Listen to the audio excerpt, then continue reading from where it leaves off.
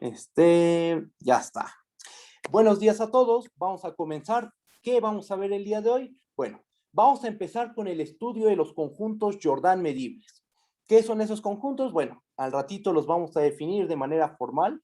Para ello, necesitamos estudiar un cierto tipo de función, que se le conoce como la función característica o función indicadora. A lo mejor ya la conocen por los cursos de probabilidad. Vamos a estudiarla.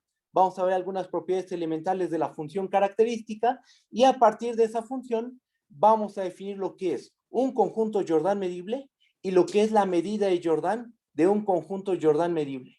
Que básicamente la medida de Jordan, o más bien los conjuntos Jordan medibles, son aquellos conjuntos a los cuales les vamos a poder calcular una longitud, un área o un volumen, dependiendo de la dimensión en la que nos encontremos. Si estamos en R1, en R2, en R3 o hipervolumen si estamos en Rn con n mayor o igual a 4. ¿Ok? Entonces, vamos a hablar un poquito de medidas. ¿Va?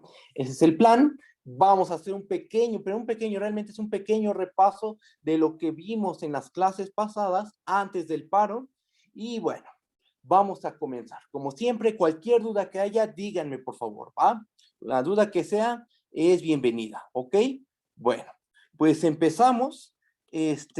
Vamos a hacer un pequeño repaso, ¿no? Vamos a recordar, vamos leyendo, vamos a recordar algunos resultados vistos en clases pasadas, ¿ok? La definición de una función de Darboux integral. Es importante eso. Definición. ¿Qué necesitamos? Pues vamos a considerar una función f definida en un conjunto R, subconjunto de R en R, una función acotada. El dominio R, ¿de qué forma es? Es un rectángulo n-dimensional. R debe ser un rectángulo, debe ser un conjunto de la forma A1, B1, cruz A2, B2, cruz puntos suspensivos, cruz AN, BN. Un rectángulo n-dimensional.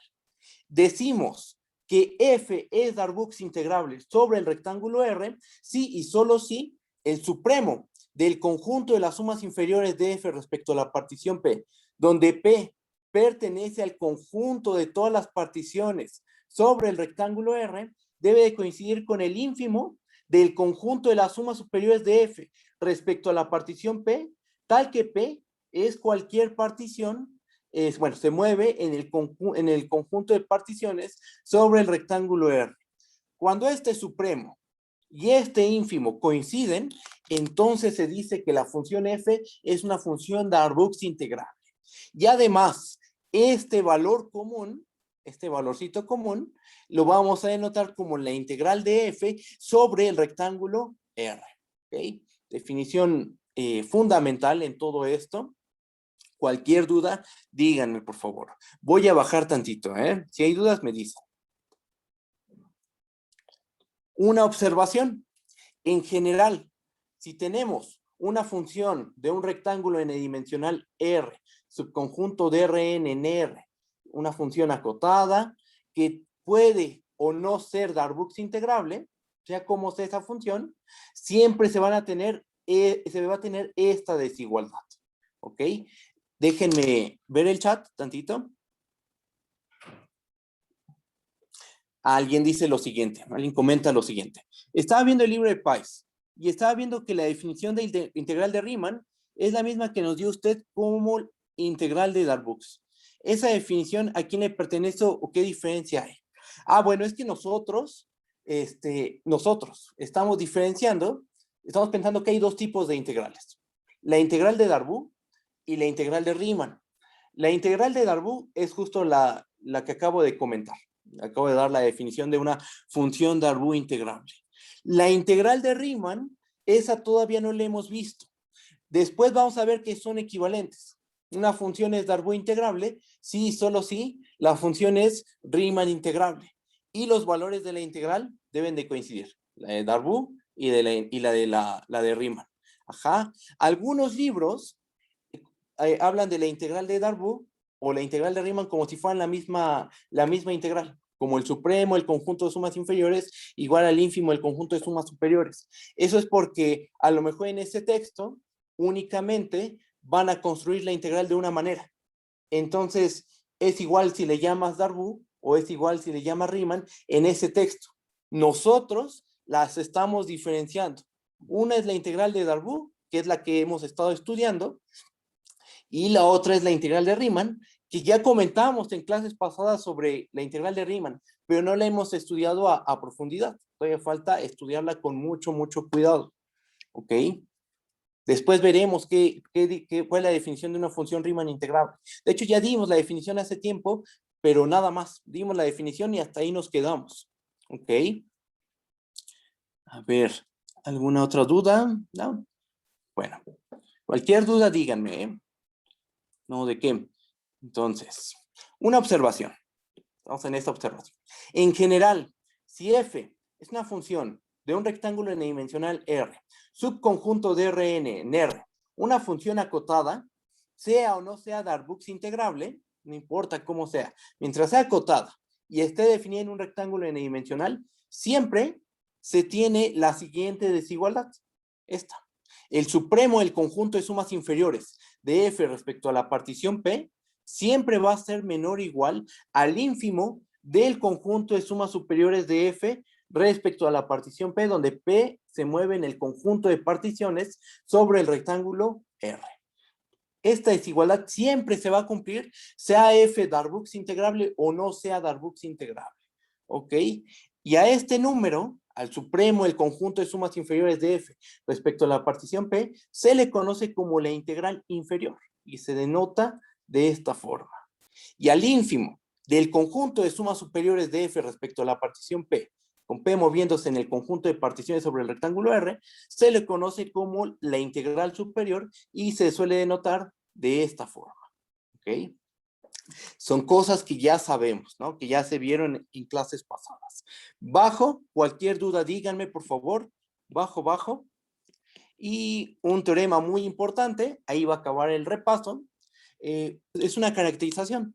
Caracterización de las funciones Darboux integrables. Este resultado es muy importante, lo vamos a ocupar en varias ocasiones. Entonces vamos a leerlo, vamos a ver qué dice. ¿Qué tenemos? Pues vamos a tomar una función f de un rectángulo n-dimensional R, subconjunto de Rn en R, una función acotada. Como les dije, R es un rectángulo n-dimensional, y lo que dice el teorema es lo siguiente. Las siguientes afirmaciones son equivalentes. Inciso A. F es Darboux integrable sobre el rectángulo R. Es la definición, ¿no? Inciso B. Para cada épsilon mayor que 0, existe P épsilon, una partición del rectángulo R con la propiedad de que la suma superior de F respecto a la partición P épsilon menos la suma inferior de F respecto a la partición P épsilon se hace menor que épsilon. ¿Ok? Esa es la segunda caracterización. Tercer caracterización. Existe una sucesión de particiones PK con K igual a 1 hasta infinito, una sucesión de particiones del rectángulo R, tal que el límite, cuando K tiende a infinito, de la suma inferior de F respecto a la partición PK, ese límite debe coincidir con el límite cuando K tiende a infinito de la suma superior de F respecto a la partición PK. Esa es la caracterización que vimos hace mucho tiempo de las funciones Darboux integrables. Y hicimos varios ejemplos de cómo se aplican estas caracterizaciones, tanto el inciso B como el inciso C. ¿Ok? Cualquier duda, díganme por favor. Todo esto ya se había visto. ¿Va? Aquí acaba el repaso. Yo considero que esto era lo más importante. ¿Y qué es lo que sigue? Pues cosas nuevas. El objetivo es dar la definición formal. El objetivo de toda esta clase es dar la definición formal de un conjunto Jordan medible. ¿Nos va a llevar tiempo? Sí, vamos a ir un poquito despacio en esta clase. Ya en la siguiente yo creo que vamos a avanzar mucho más, pero hay que preparar el terreno para dar la definición bien de un conjunto Jordan medible, ¿ok? Esta clase a lo mejor vamos a ir despacito, pero yo creo que vale la pena. ¿Va? Bajo. Ahí acaba el repaso, ahí dice fin del repaso, y lo que sigue es dar la definición formal de un Jordan medible. A continuación, vamos a estudiar aquellos conjuntos que tienen medida. Y es lo que les comentaba al principio de la clase. ¿La medida qué es? Pues depende del espacio en el que te encuentres. Si estás en R1, Si estamos en R1, o sea, en los reales, pues uno habla de longitudes. Ajá. La longitud de un intervalo abierto, la longitud de un intervalo cerrado, etcétera, ¿no? Si estamos en R2, en dimensión 2, entonces hablamos de áreas. El área de un disco, el área de un triángulo, el área de cualquier figura, ¿no? Si estamos en R3, pues entonces hablamos de volúmenes. El volumen de el relleno de una esfera, el volumen de un cilindro, el volumen de un toro, etcétera, ¿no? Todo esto se unifica en el concepto de medida, ¿ok? Estos son casos particulares de medidas. Una medida en R, una medida en R2, una medida en R3. Nosotros vamos a definir la medida de Jordan, ¿ok? Entonces, bueno, ese va a ser nuestro objetivo. Bajo. Y bueno, aquí escribí esto. Vamos a leerlo. Lo que vamos a hacer a continuación es definir una función a la cual le vamos a llamar la medida de Jordan. Entonces, la medida de Jordan, ¿qué va a ser? Pues una funcioncita. Ajá. ¿De cuál es su dominio? Esa pregunta es natural. ¿Cuál es su dominio? ¿Y cuál es su codominio? Bueno, el dominio de la medida de Jordan será un conjunto omega subconjunto del potencia de Rn. Y su codominio, aunque aquí no lo puse, van a ser los reales. Los elementos de omega se les conoce como conjuntos Jordan medibles, ¿ok? Esto es lo que tenemos que hacer el día de hoy, que esto quede claro. Ahorita todo está platicado en esta parte, esto es lo que vamos a hacer, lo vamos a construir, vamos a dar las definiciones correspondientes, pero paso a paso, ¿ok? Entonces, lo que tiene que quedar claro es que la medida de Jordan va a ser una función que va de un conjunto omega, subconjunto del potencia de Rn, hacia los reales. Eso tiene sentido. Piensen en las áreas que calculaban en la primaria y en la secundaria. Tomabas un triángulo, que es un subconjunto de R2, y ¿qué le asignabas? Su área, que es un número real. A un disco, es un subconjunto de R2, y ¿qué le asignas? Su área, que es un real. Entonces lo que estás estableciendo ahí es una función que va de cierto subconjunto del potencia de R2 hacia los reales, que a cada elemento le asigna su área, ¿ok? Entonces, bueno, eso es lo que vamos a hacer formalmente. Ahorita todo está dicho de una manera muy intuitiva. Bajamos, pero necesitamos herramienta para construir estas cosas, la medida de Jordan o los conjuntos Jordan medibles. ¿Alguien habló? Ah, ok. Si quieren vamos más despacio. Sí. Alguien prendió su micrófono. A ver. Bueno, si querías participar, no se escuchaba nada, ¿eh? A ver. ¿Puedes subir un poco las notas? Claro que sí, vamos a subirlas un poco. ¿Ahí está bien? Va. Bien. Sí, si quieren voy más despacio, ¿eh? No hay ningún problema. Me fui un poquito más rápido en la parte del repaso, porque justo es un repaso, pero deténganme, ¿eh? En cualquier momento me pueden detener y platicamos un poquito más las cosas, ¿va? Apenas estamos empezando con la teoría nueva, digamos, que son los conjuntos Jordan medibles. En realidad ahorita estamos dando ideas, no hemos formalizado nada. Se van a subir las notas, por supuesto. Vamos a subir estas notas. Los videos se van a subir también, ¿ok? Todo se va a subir, pero no se va a evaluar. Esa es la cosa. Esto lo hacemos por puro gusto, digamos. Ya cuando se levante el paro, se vuelve a ver esto, con otra dinámica, por supuesto, y va a haber asesorías para que se vaya avanzando. No vamos a avanzar más rápido, se va a avanzar como ahorita, de esta manera, ¿vale? Bueno, si voy rápido me dicen, ¿va? Ahorita voy a tratar de irme un poquito más despacio, ¿vale?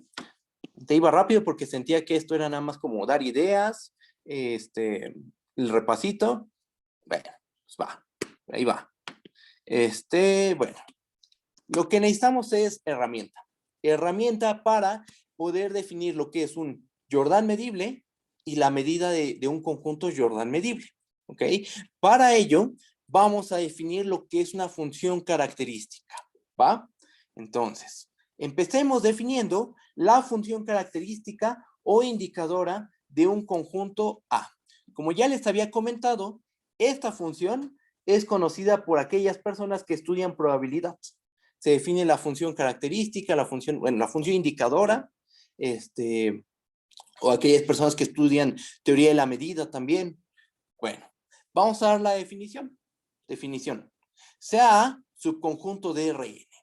Definimos la función característica o indicadora de A como la función, y la vamos a denotar de esta forma. Esta letra, esta es la letra J del alfabeto griego, ¿ok? Nosotros vamos a leer a esta función como la función característica de A. Así es como se lee esta función. ¿De dónde a dónde va? Pues va de Rn a R. Y a cada punto X le va a asignar lo siguiente. Tenemos dos casos a considerar.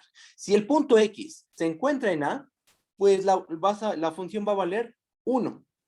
Pero si X está fuera de A, o sea, X no pertenece a A, entonces la función característica de A va a valer 0. ¿Okay? Así de simple es esa función. Si estás en el conjunto A, vales 1. Si estás fuera del conjunto A, vale 0.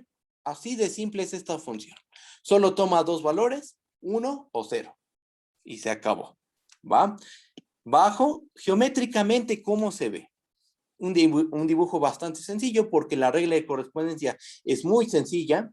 Fíjense, si estamos en el conjunto A, la función se levanta una unidad. Esto mide 1.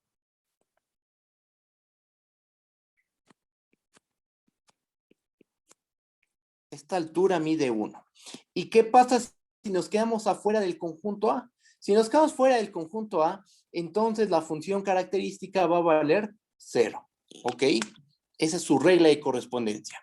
¿Hay alguna duda? ¿Todo bien? Cualquier duda, díganme, por favor, ¿va? Lo que sea. Voy a bajar, ¿eh? Voy a bajar tantito. Bajamos. Entonces, esa es la función característica. Lo que sigue es ver algunas propiedades de esta función. Eso es lo que vamos a hacer. Bajo, bajo. Y vamos a ver 6 propiedades. La propiedad 3 y la propiedad 5 se van a quedar como un ejercicio para ustedes, ¿va? Ahorita vamos a ver qué dicen, ¿no? ¿Qué queda como ejercicio para ustedes? ¿Vale? Propiedades que tiene la función característica. Vamos a tomarnos dos conjuntos A y B, subconjuntos de Rn. ¿Qué tenemos? Inciso 1. La función característica de A intersección B es igual a la función característica de A multiplicada por la función característica de B.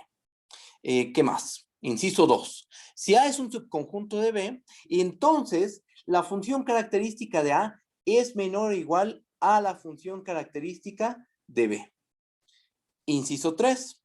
La función característica de A unión B es igual a la función característica de A más la función característica de B menos la función característica de A intersección B.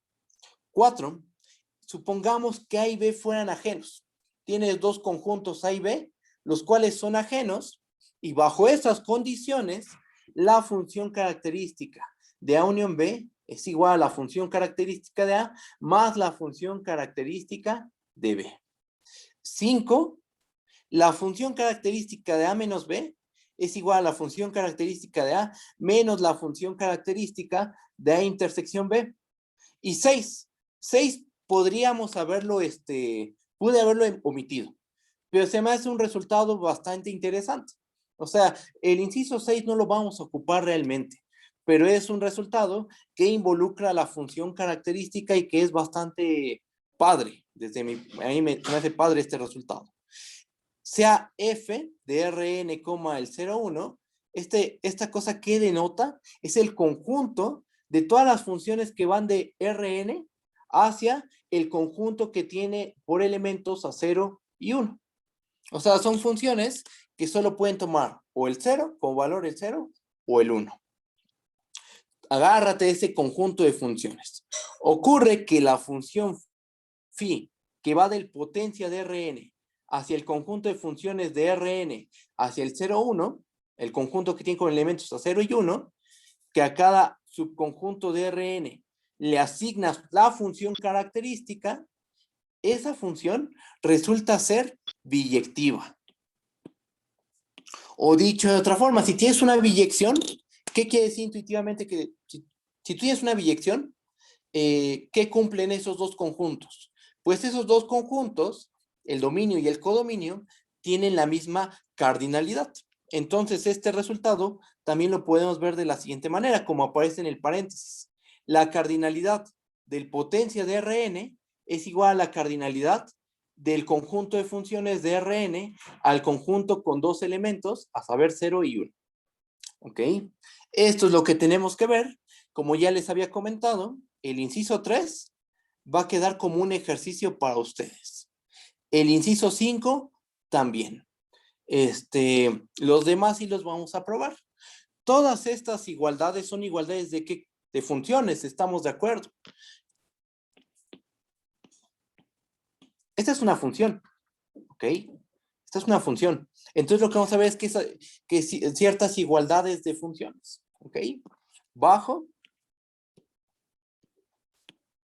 Y vamos a empezar con las pruebas, ¿ok? ¿Hay alguna duda? Si hay dudas, por favor, díganme, ¿va? Bajo, bajo. Vamos a empezar con la primera. ¿Qué tenemos que ver? Tenemos que ver que, voy a subir tantito, perdón, subo. Tenemos que ver que la característica de A intersección B es igual a la función característica de A multiplicada por la función característica de B. Tenemos que ver que esa igualdad de funciones. Como prueba 1, que dos funciones son iguales. Deben de tener el mismo dominio, mismo codominio y la misma regla de correspondencia. El dominio y el codominio sí lo tenemos, igual. Lo que nos falta es ver que la regla de correspondencia coincida, ¿vale? Entonces eso es lo que tenemos que hacer. Tenemos que ver que la regla de correspondencia de la característica de intersección B y de la característica de A por la característica de B son iguales. Bajo. ¿Y qué hacemos? Pues vamos a tomarnos un punto en un punto X en Rn. Tenemos dos casos a considerar. Primer caso, si el punto X pertenece en A intersección B, ¿eso qué quiere decir? Eso significa que X pertenece en A y X pertenece en B. Entonces, pregunta, ¿cuánto vale la función, la característica de A intersección B evaluada en X? Va a valer 1, estamos de acuerdo, porque X pertenece en A intersección B. Y según la definición de una función característica, como estás en el conjunto, como el punto X está en este conjunto, la función característica debe valer 1. Pero ocurre que X también está en A y también se encuentra en el conjunto B.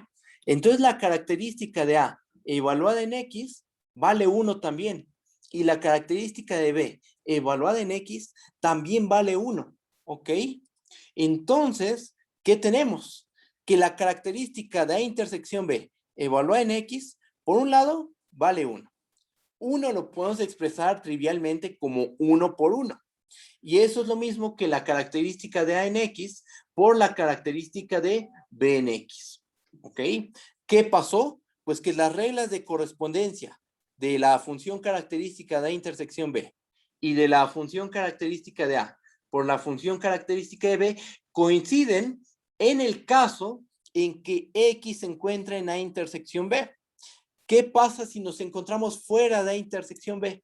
¿Coincidirán las reglas de correspondencia? Bueno, eso es lo que queremos ver.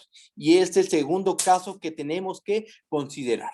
Ahora, ¿qué pasa si X no pertenece a intersección B? Álgebra superior 1. Si no estás en la intersección, entonces X no pertenece en A o X no pertenece en B. Es una u otra. O ambas podría ser también. Entonces tenemos ¿qué tenemos? Pues que la característica de A intersección B evaluada en X, por hipótesis va a valer 0, porque el punto X no está en A intersección B. Entonces la función característica de A intersección B evaluada en X vale 0. Y otra cosa más, la característica de A en X vale 0 o la característica de B en X vale 0. Alguna de ellas dos forzosamente tiene que valer 0. ¿Por qué? Porque X no está en A o X no está en B. Alguna de esas dos tiene que suceder. ¿Ok? Y entonces, ¿qué tenemos? Pues que la característica de A intersección B evaluada en X vale 0. Y eso también pasa con la característica de A en X multiplicada por la característica de B en X. Porque alguno de esos dos factores tiene que valer 0. ¿Ok? ¿Sí está bien? Y con eso abordamos los dos casos posibles. Si X está en la intersección B, se da la igualdad. Si X no pertenece en A intersección B, también se da la igualdad. Entonces, ya agotamos todos los casos. Tomamos un punto en Rn y ese punto o está en la intersección B o no está en la intersección B. Bien, entonces, ¿qué tenemos? Que las reglas de correspondencia coinciden bajo.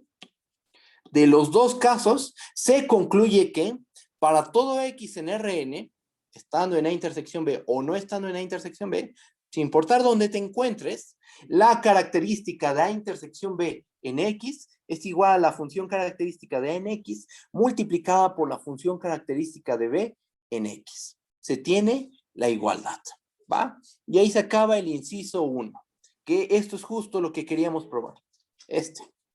Si está bien, ¿hay dudas? A ver, alguien pregunta lo siguiente. Déjenme ver el chat. Alguien preguntó algo. ¿Cómo sabemos que la intersección es 0? Desde el principio del caso 2. Ah, ok. Voy a bajar tantito. Voy a subir tantito. Subimos. En el caso 2. ¿Por qué sabemos que la característica de la intersección B vale 0? Es lo que pregunta el compañero. ¿Por qué este vale 0? Por lo siguiente. En el caso 2, estamos suponiendo que X no pertenece a intersección B. Entonces, como no pertenece a intersección B, la función característica de A intersección B, ¿cuánto tiene que valer?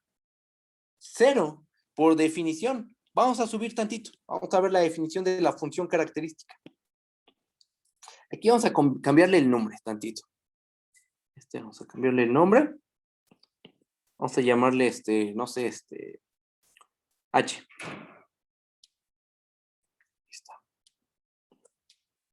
Ok. ¿Qué es lo que hace la función característica de H? Permítanme, ahí está ya. ¿Qué hace la función característica de H? Si X está en H, entonces la función vale 1. Si X no pertenece en H, entonces la función vale 0. Solo puede tomar dos valores.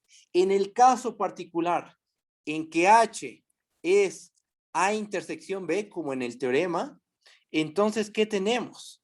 Que vale 1 la función característica si X pertenece en A intersección B y vale 0 en el caso en que X no pertenece en A intersección B. Entonces, ¿por qué la función característica de A intersección B vale 0? Porque el punto X no pertenece en A intersección B por hipótesis. Es el caso que estamos considerando. ¿Ok? Borro esto.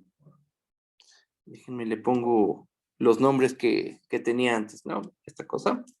Ahí está. Si está bien, ¿hay dudas? Si hay dudas, díganme. Si no quedó claro, díganme, por favor, ¿va? Vamos acá. Ahí está. Si hay dudas, me dicen, ¿vale? Bueno, no, ¿de qué? Vamos a continuar. Ahora el inciso 2. ¿Qué dice el inciso 2? Voy a subir tantito. Aquí está el inciso 2. Dice que si A es un subconjunto de B, entonces la característica de A es menor o igual a la característica de B. Básicamente lo que está diciendo esta propiedad es que la función característica preserva el orden. Porque tenemos que A es un subconjunto de B. O sea, B es más grande que A. Y cuando construimos las funciones característica, ¿qué pasó? Pues ese orden en cierto sentido se preservó. La característica de A era el conjunto más pequeño. Esta función, la característica, quedó por debajo de la característica de B. Entonces, esa función preserva el orden, básicamente. Déjenme ver el chat. ¿Alguien preguntó algo? Alguien dice lo siguiente. Hasta el momento, pregunta lo siguiente. Hasta el momento no tenemos restricciones de los conjuntos posibles. Exactamente, no hay restricción todavía. Y dice lo siguiente el compañero. Es decir, pueden tener huecos, ser compactos, no poseer frontera, etcétera. ¿Sí? Exactamente. Ahorita, el conjunto A y el conjunto B son cualesquiera subconjuntos de Rn, como tú los quieras tomar. O sea, los que sean compactos, no compactos, abiertos, cerrados, lo que sea, densos, como quieras tomarlos. Estos incisos van a ser válidos, ¿va? No, ¿de qué? Bajamos y cualquier duda díganme, por favor, ¿va? Repito eso para que se animen a preguntar o a escribir sus dudas, ¿ok? Bueno, bajo inciso 2. Entonces, ¿qué tenemos? Estamos suponiendo que A es un subconjunto de B. ¿Qué queremos ver? Que la característica de A es menor o igual a la función característica de B. Vamos a considerar tres casos posibles. Primer caso, que X esté en A. Supongamos que X está en A, primer caso. Vamos a tomar un X en Rn y vamos a considerar el caso en que X está en A. Como tenemos esta contención, estamos de acuerdo que entonces X pertenece en B. Pregunta, ¿cuánto vale la característica de A en X? Vale 1 porque X está en A. Ajá. ¿Cuánto vale la función característica de B en X? También vale 1 porque X pertenece en B. Entonces, en este caso particular, en este casito, se da la igualdad. Y geométricamente, pues estamos en esta situación, la que indica este dibujito, ¿va? Caso 2. Si X pertenece en B menos A, entonces, ¿qué tenemos? Que X está en B y X no pertenece en A. Pregunta, ¿cuánto vale la función característica de A en X? Vale 0. ¿Por qué? Porque X no pertenece en el conjunto A. ¿Y cuánto vale la función característica de B en X? Vale 1. ¿Por qué? Porque X pertenece en B. Ajá. Y entonces, ¿qué tenemos? Que en este caso, la característica de A en X es menor estricto a la característica de B en X. Y el diagramita correspondiente es este que estoy indicando. X no está en A, pero sí está en B. ¿Qué caso falta? Cuando el punto X está fuera de B y por lo tanto de A. Si X no pertenece en B, entonces X no pertenece en A, porque A se queda contenido en B, ¿estamos de acuerdo? ¿Qué tenemos? ¿Cuánto vale la característica de en X? Vale 0, porque X no está en A. ¿Cuánto vale la característica de B en X? También vale 0, porque X no pertenece en B. Y en este caso también se da la igualdad. Pero en general, en estos tres casos posibles, que estos tres casos agotan todos los posibles, todos los posibles casos que hay cuando tomas un punto X en Rn, sea cual sea el caso, ¿qué pasó? Que para cada X en Rn, la característica de A en X es menor o igual a la característica de B en X. Ajá. Para cualquier X en Rn, tenemos esta desigualdad. Pero eso es justo lo que queríamos ver. Nosotros queríamos ver que la función característica de A era menor o igual a la función característica de B. Se acabó. Ahí está la prueba. Si A es un subconjunto de B, entonces la función característica de A es menor o igual a la función característica de B. Ahí está la prueba. ¿Hay dudas? ¿Todo bien? Cualquier duda díganme, por favor, ¿va? Voy a bajar tantito, si es que no hay dudas. Bajo. El inciso 3 se queda como un ejercicio. ¿Qué es lo que se tiene que ver en el inciso 3? Que la característica de A unión B es igual a la característica de A más la característica de B menos la característica de A intersección B. ¿Ok? Esto es lo que queda como ejercicio. Vamos a hacer el 4. Supongamos que A intersección B fuera igual al vacío. Eso es lo que dice el inciso 4. Suponte que A y B son subconjuntos de Rn ajenos. ¿Va? ¿Qué tenemos que ver? Que la característica de A unión B es igual a la característica de A más la característica de B bajo este supuesto, que A intersección B es igual al vacío. Vamos a usar el inciso 3, o sea, el inciso que quedó como un ejercicio. Usando el inciso 3, ¿qué tenemos? Tenemos que la característica de A unión B, por el inciso 3, ¿a qué es igual? A la característica de A más la característica de B menos la característica de A intersección B. A intersección B, ¿a qué es igual? Al vacío, ¿no? Por hipótesis. Entonces, esto es igual a la característica de A más la característica de B menos la característica de el vacío.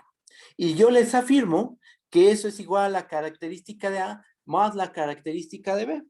Eso último, ¿por qué? Sí, hay que notar lo siguiente. Aquí voy a poner una flechita. Noten lo siguiente. ¿Cuánto vale la función característica del vacío? Según nuestra definición. Va a valer 1 si X pertenece al vacío. Y vale 0 si X no pertenece al vacío. ¿Estamos de acuerdo? Esa es la definición de la función característica del vacío. ¿Hay puntos en el conjunto vacío? No, ¿verdad? No hay elementos. Entonces, ningún punto de Rn, en ningún punto de Rn, esta función va a valer 1.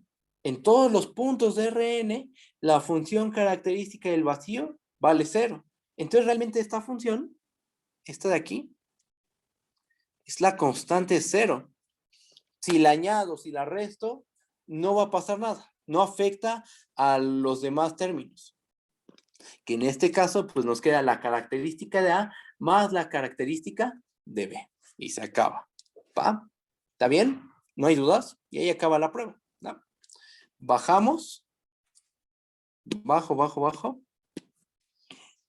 Y el último inciso, que este es extra. Este no lo vamos a ocupar realmente, pero se me hace padre la biyección que hay entre estos dos conjuntos, ¿va? Y claro, involucra la función característica, ¿va? Vamos a ver qué es lo que dice el inciso 6. El inciso 6, lo que tenemos que ver en el inciso 6 es ver que esta función, la función phi, que va del potencia de Rn hacia el conjunto de funciones de Rn al conjunto que tiene por elementos a 0 y 1, ¿qué regla de correspondencia tiene esta función? Que a cada subconjunto de Rn S le asigna la función característica de S. Esta función es una función biyectiva. Entonces, el objetivo es ver que esta función es biyectiva. ¿Cómo se prueba que una función es biyectiva? Uno tiene que demostrar que la función es inyectiva y suprayectiva. ¿Ok? Esa es una forma de probar que cierta función es biyectiva. La otra es proponer a la inversa. ¿Va? Nosotros vamos a ver que es tanto inyectiva como suprayectiva. ¿Ok? Va. Entonces, vamos a empezar con la inyectividad. Si voy rápido, me dicen. Si hay dudas, me dicen también, por favor. ¿Va? Bueno, inyectividad.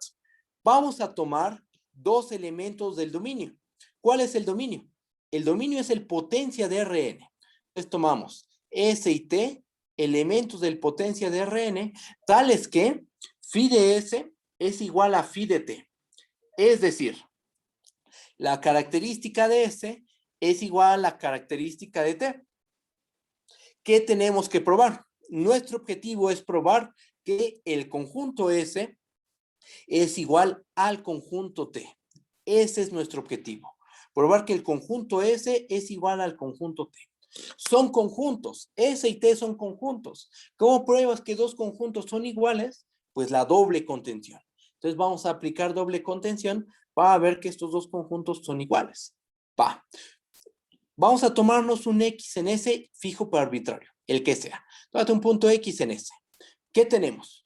¿Cuánto vale la función característica de S en X? Vale 1, estamos de acuerdo. Y por esta igualdad, a la que le llamé asterisco, ¿cuánto vale la función característica de T en X? Pues también va a valer 1. Pero eso pasa ¿por qué? Porque entonces el punto X debe de pertenecer en T. Por la definición de la función característica de T, X, ¿dónde tiene que estar? X tiene forzosamente que estar en el punto T, porque si estuviera en el complemento, ¿cuánto vale la función característica de T? Va a valer 0. Ajá. Bueno, entonces, ¿qué tenemos? Tomamos un punto X en S y terminamos viendo que ese punto X se encuentra en T. O sea, vimos la primer contención, ya vimos la primer contención. Como X fue tomado, fue cualquier elemento en S, ¿qué se concluye? Pues que el conjunto S es un subconjunto de T. Y con un argumento simétrico, o sea, cambiando S por T, y la característica de S por la característica de T, ¿qué se tiene? Pues lo siguiente, X está en T. Si X está en T, la característica de T en X vale 1.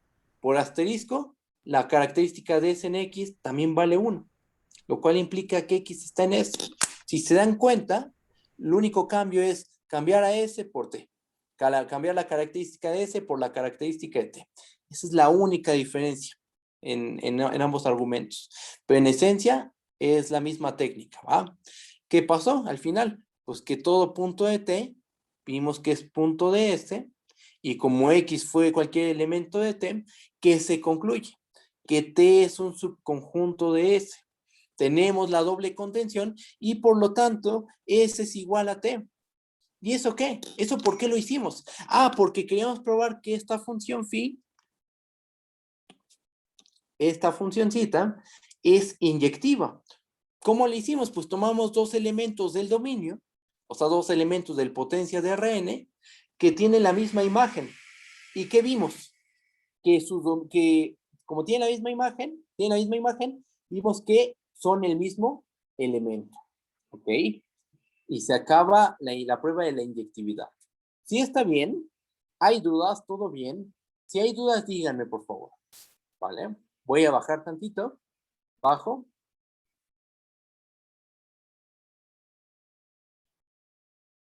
Vamos a probar la suprayectividad. Vamos a tomarnos una función h en el conjunto de funciones de Rn hacia el conjunto que tiene como elementos a 0 y 1. ¿Qué queremos? Ahora queremos ver que la función es sobre, ¿no? Entonces, ¿qué tenemos que hacer? Pues vamos a buscar un elemento del dominio, o sea, un subconjunto de Rn, tal que h sea igual a phi de s. Esa es la suprayectividad, ¿no? Tomamos un elemento arbitrario del codominio y queremos encontrar uno del dominio tal que al aplicar la función phi nos va a dar h. Es decir, queremos que h sea igual a la característica de S. Buscamos un S adecuado. Aquí tengo un diagrama, un dibujito. Vamos a verlo. ¿Qué es lo que tenemos? Vamos a imaginarnos a Rn como esta línea horizontal, ¿no? Como el eje X. Aquí está Rn. ¿Ja? Y aquí tenemos a nuestra función h, que va de Rn al conjunto que tiene por elementos a 0 y 1. En algunos puntos vale 1, en otros puntos vale 0.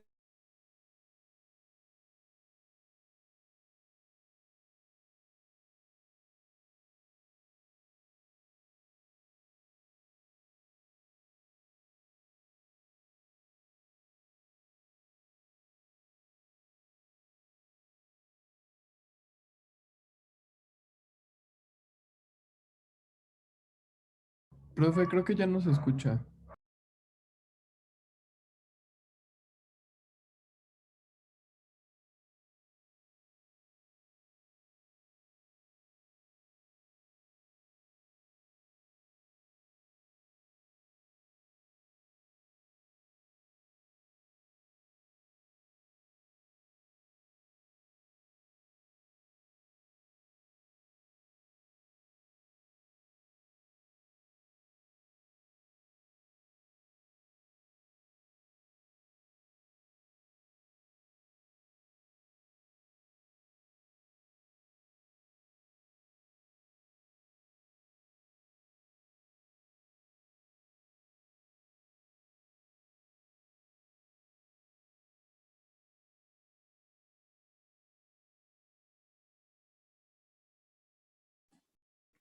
Uh-huh. Uh-huh. Uh-huh.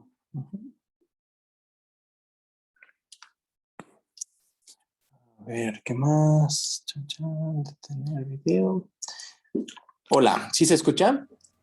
Sí, ya lo escuchamos de nuevo. Bueno, yo ya lo escucho. Ah, perfecto, va. Si es que se desconectó uno de los Tengo la computadora y el iPad, entonces el iPad es el que se desconectó, ¿va? Pero ya está, ya quedó. Y desde el iPad es donde, ahí está encendido el micrófono. A ver, ya compartí pantalla. Creo que sí.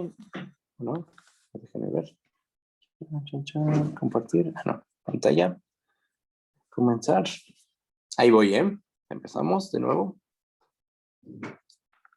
Listo. A ver. Ahí está. Entonces, nos habíamos quedado en la subproyectividad.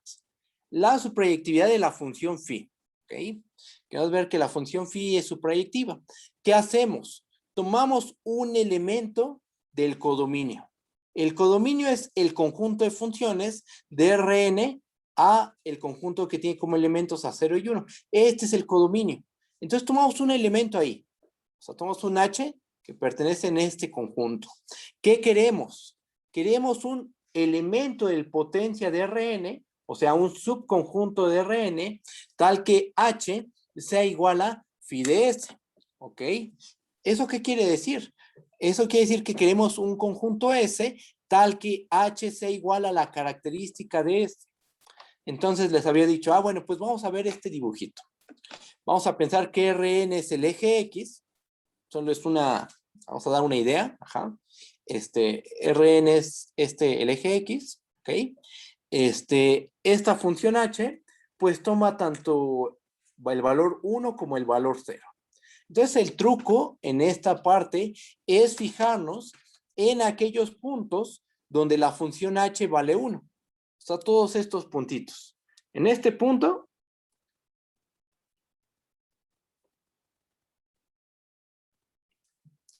la función H vale 1. Entonces vamos a fijarnos en todos los puntos donde la función H vale 1. ¿Esto cómo se le llama? Es la imagen inversa del unitario de 1 bajo H. Vamos a fijarnos en la imagen inversa de 1 bajo H. Y ese conjunto va a ser nuestro conjunto S. ¿Ok? Vamos a hacerlo de manera formal. El dibujo solo nos ayuda a imaginarnos las cosas, ¿no? Viene la parte formal. Bajo tantitito. Ahí está. Con eso. Sea S igual a la imagen inversa del unitario de 1 bajo H. ¿Quién es este conjunto? Por definición, es el conjunto de X en Rn, tal que H de X es igual a 1. Entonces, vamos a considerar la imagen inversa de 1 bajo H. Todos los puntos de Rn que al aplicarle la función H se van a 1. ¿Qué vamos a ver? Ya propusimos un conjunto S. ¿Qué tenemos que ver? Vamos a ver que la característica de S es igual a H. ¿Ok? Ese es el objetivo. Vamos a ver que estas dos funciones son iguales. ¿Cómo? Pues vamos a considerar dos casos. El caso en que X está en S y el caso en que X no está en S. ¿Va? Son los casos que vamos a considerar. Bajo tantito. ¿Qué pasa si X está en S? ¿Cuánto vale la característica de X en S? Pues va a valer 1, estamos de acuerdo. ¿Cuánto va a valer H de X? Pues también va a valer 1. ¿Por qué? Porque ¿quién es S? Es la imagen inversa de 1 bajo H. Entonces, cualquier punto que esté en la imagen inversa de 1 bajo H, al aplicarle H, se va a 1. X está ahí justamente. Entonces, H de X vale 1. ¿Qué pasó? Pues que la característica de S en X coincide con H de X. Son iguales. Ahora, ¿qué pasa si X no pertenece a S? Si X no pertenece en S, entonces la característica de S en X, ¿cuánto vale? Vale 0, ¿ok? ¿Y cuánto vale H de X? Pues H de X, como X no está en la imagen inversa de 1, entonces H de X tiene que ser distinto de 1. Ajá. Pero como H solo toma los valores 0 y 1, no le queda de otra más que H de X valer 0. Y entonces la característica de S en X valió 0, H de X valió 0, y entonces estas dos funciones terminan coincidiendo también en este caso. ¿Qué pasa? Pues que en cualquier caso, si X está en S o X no está en S, o sea, para cualquier X en Rn, ¿qué se tiene? Pues que la característica de S en X es igual a H de X. Ajá. O sea, estas dos funciones son iguales. O dicho de otra forma, phi evaluado en S es igual a H. Ajá. Y eso prueba la suprayectividad, porque nos tomamos un H en el codominio y exhibimos un elemento del dominio tal que al aplicarle la función phi va a dar a H. Entonces eso prueba que la función phi es suprayectiva. Y entonces la phi termina siendo una función biyectiva y por lo tanto estos dos números cardinales son iguales. El cardinal del potencia de Rn es igual al cardinal del conjunto de funciones de Rn al conjunto que tiene por elementos a 0 y 1. Y se acabó. Si está bien, ¿hay dudas? ¿Alguna duda de lo que hemos visto hasta ahorita? Cualquier duda es bienvenida, ¿ok? ¿No? ¿Todo bien? Va. Entonces voy a continuar. Bajo. Y bueno, ya estudiamos algunas propiedades de la función característica. Bastante sencillas todas son muy sencillas. Quizá la más complicada fue esta última, pero bueno. ¿Qué es lo que sigue? Vamos a leer. Lo que sigue es dar la definición formal de un conjunto Jordan medible y ver qué es una buena definición. O sea, vamos a dar la definición de un conjunto Jordan medible y ver qué es buena definición. Eso de buena al ratito se va a entender por qué. ¿Por qué buena definición? ¿Por qué digo eso? ¿Va? Bueno, va la definición. Ya vamos a dar la definición de un conjunto Jordan medible. Definición. Vamos a tomar un conjunto A, un subconjunto de Rn, ¿ok? El cual va a estar acotado. Es un conjunto acotado. Decimos que A es Jordan medible si y solo si sucede lo siguiente. Si y solo si existe un conjunto R, un rectángulo n-dimensional, tal que A es un subconjunto de R y la integral de la característica de A sobre el rectángulo R existe. En tal caso, en caso de que exista el rectángulo R que contenga A y que haga que exista esta integral, en tal caso, la integral de la característica de A sobre el rectángulo R la llamaremos la medida de Jordan de A. En símbolos, ¿cómo quedarían las cosas? Esta es la medida de Jordan. Este es J de A, es la medida de Jordan.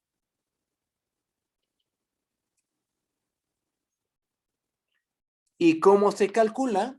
Calculando la integral de la característica de A sobre el rectángulo R. ¿Ok? Entonces, es la definición de un conjunto Jordan medible. ¿Qué se necesita? ¿Qué le pedimos al conjunto A? Le pedimos que fuera un conjunto acotado. Tómate A, subconjunto de Rn acotado. ¿Qué debe cumplir A para ser Jordan medible? Pues debes de encontrar un rectangulito n-dimensional que contiene el conjunto A y tal que la integral de la característica de A sobre el rectángulo R existe. Ajá. Y este valor, la integral de la característica de A sobre el rectángulo R, es la medida de Jordan del conjunto A. Aquí hay algo muy importante que tenemos tenemos que verlo con cuidado, tenemos que ver esta parte con cuidado. Aquí habla de la existencia de un rectángulo. Ajá. La existencia de un rectángulo con la propiedad de que esta integral exista. Ajá. Uno podría pensar lo siguiente. ¿Qué pasa si hay dos rectángulos que tienen esa propiedad? Que contienen A y tal que la integral de la característica de A sobre esos rectángulos exista. De principio no sabemos si esas dos integrales van a valer lo mismo. Ajá. Entonces ahí es donde entra esto de una buena definición. Vamos a ver que sin importar cuál rectángulo te tomes, que contenga A, esta integral debe de existir. ¿Ok? Siempre y cuando el conjunto sea Jordan medible. ¿Ok? Voy a bajar tantito, bajo tantito. Bajamos, bajamos. La definición anterior, que es lo que le estaba comentando. La definición anterior pareciera que depende del rectángulo R que contiene al conjunto A. Parecía que depende del rectangulito R del que se habla en la definición. Pero vamos a ver que no es así. Vamos a ver que eso no es verdad. Ajá. Y antes de eso, vamos a recordar algunos resultados de clases pasadas. Resultados que vamos a ocupar en la prueba, en la que vamos a ver que no depende del rectángulo que contenga el conjunto A. ¿Ok? Bueno, bajo. Tantito.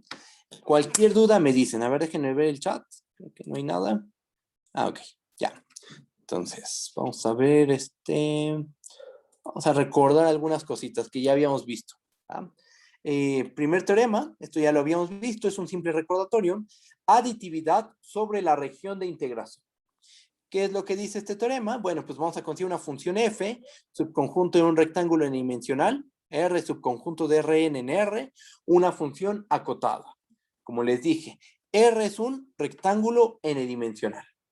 Sea P una partición del rectángulo R, con subrectángulos inducidos por la partición R1, R2, hasta RK. Tenemos subrectángulos inducidos por la partición R1, R2 hasta RK. ¿Qué es lo que dice el teorema? El teorema dice lo siguiente. F es Darboux integrable sobre el rectángulo R, sí y solo si F es Darboux integrable sobre cada rectángulo RI. Además, tenemos la siguiente igualdad. La integral de F sobre el rectángulo R es igual a la suma desde I igual a 1 hasta acá de la integral de F sobre los rectángulos RI. Voy a bajar tantitito nada más, a ver si se puede ver el dibujo. Creo que así es más que, así está bien ya. Entonces, ¿qué tenemos? Tú tienes una función en un rectángulo R. En ese rectángulo R tú constrúyete una partición con rectángulos inducidos por la partición R1, R2 hasta RK. Entonces, tu rectángulo original, el grandote, se ve de la siguiente forma. Voy a bajar tantito. Aquí está tu rectángulo grandote y aquí están los rectángulos chiquitos inducidos por la partición. Para que tu función f sea Darboux integrable sobre el rectángulo grandote, o sea, sobre el rectángulo R, debe de suceder que la f debe ser Darboux integrable sobre cada subrectangulito, sobre cada uno de estos subrectangulitos. Y es un sí y solo sí. Eres integrable sobre el grande, sí y solo sí eres integrable sobre cada subrectangulito. Y además tenemos una igualdad. Ocurre que la integral de f sobre el rectángulo R es igual a la suma desde I igual a 1 hasta acá de la integral de f sobre el rectángulo RI. Este resultado ya lo vimos en clases pasadas. De hecho, creo que lo vimos en la última sesión antes del paro, antes de que comenzara el paro. Bueno, esto lo vamos a ocupar. Voy a subir tantito, ¿sí? Ahí está bien.